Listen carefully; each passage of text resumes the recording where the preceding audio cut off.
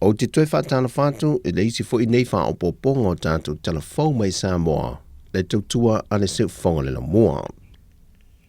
Ua I oi le whamasinonga le vai aso le nei te maitae I a Seira Malifa, tos fulvaltu sanga le matua, e lona whaonga ina leo se sele ne valus fulwafe Tala, au avea I matangata whainga luenga e whaolulu yei se vaenga o le faltupe ale ANC te Samoa. E forsanga le tua leo no lantou whaali ai, na whaia le tama taise ngā yoinga, e se no ngā tupe tau whaasese, ma ia tala ina I tua le se leni, mo na ia lava mana onga. Whai loe le whiunga sui kom sinom tanga luenga leo, papa li I mona lisa tia I keti telefou. O le valus furuafe lepe o na wha mawina, wa lava matatoe le whaia I mo lianga I whaasanga I le tama tai, le ua ia ioina nei. E iei nisi o le au whai ngā ruenga al whaltupe le en se to lo msalmia na o lato whai whaatasi le nei ngā yoinga o lo wha wau iei sue suenga ale mtanga ruenga o leo. O le whiunga le sui minsta o mtanga ruenga o tina matamai tai a tina o nu umanga fiso tai le whiunga a mulipola ana rosa ale mo lia o. Na avea masui o le malo e whaaftaia li tu malo vai mongo numero tolu e na ua te tala alo ia ina lo lato ofiso le fono whaavae, mo le poloketi o le miliona Tala. O vai mongo tolu, wa tele whaafita auli in te tula I mai le tau mawhainga o le lato poloketi nei le amatanga, mo le fausi e ino lo lato ofiso le fono whaavae. Ai maise le lau fitotoa ai, e le tase se komiti na restana mo le poloketi. O ia wha le tonu uma o tau mawhai mai, sa tulai mai a o le tu malo le fionga le sa avea mawhaipule o le tu malo le fionga tapunu o Nikoli hang. Peita I o le watau no o malmanuia le apolo keti lon taunu unga ma o ote el falitua le fionga tapunu o le tinaya Doris Liang le lipine te tala alo ia ile officer fau.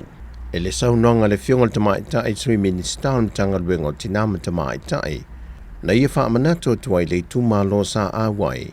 E na ia whao ngā le leile ni a wanoa tāua, a waluatu le tūmalo le whainga whilwhilinga, e na ia whilwhili ma le tuai manui ai le tūmalo, ma ia so o le whau, e a pa u se toa ai toi tu lai se toa, na tita ita ia le tūmalo. O le so ma le asoa tai au o le ai loa ai sui tau wā, mo le whainga pālota le titio le tūmalo vai mongo numero tolu, peita I o le so, e momoli alo ia ele sui tau vai to tasi o lo ta mo lalo le fu alfa to le tua sabo o tasi I le vai fa o pufai le to fa lau timu ia wele se va ai sa ave ma fa o lunga le company va a Samoa wa fa se tua ngalu isi sui sa fa ala wi lo mo ai wa ave tasi le lango le sui tau vai to tasi mo le fainga palo tala I titia vai monga tolu ai o le tu lai se fulma le luai le so Panto a wha iloa mai e se wheloa inga lau tu stala ma le vaenga wha upu whai le HRPP. Nio lato sui momoe, mo vai maunga tolu. Pei iwa wha alau iloa lau tu ia welese e le autu stala. O le vaiaso le leilo na vaiaso muli lana ngā ruenga, a o luma na I aile whai ngā pālota. O le vaiaso fau, o le atu ina tu e sui tau vā o le a wha atutu mai mare stala. E toi wha au ie tua se swafo se tasi wa le fia tau vā.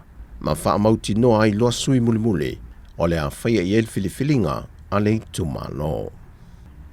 Wa toi wha se atu le aso lusifa ma le fito le maasina le nei, e toi whala au le wha amsinonga le mata opo, o lo tangi le sa avea malo I sili le malo, le tamaita ia sa vale noa ma Reva Betham, e wha sanga le fionga le tiktai o le atunuu, le fionga fia me nao mi mata afa.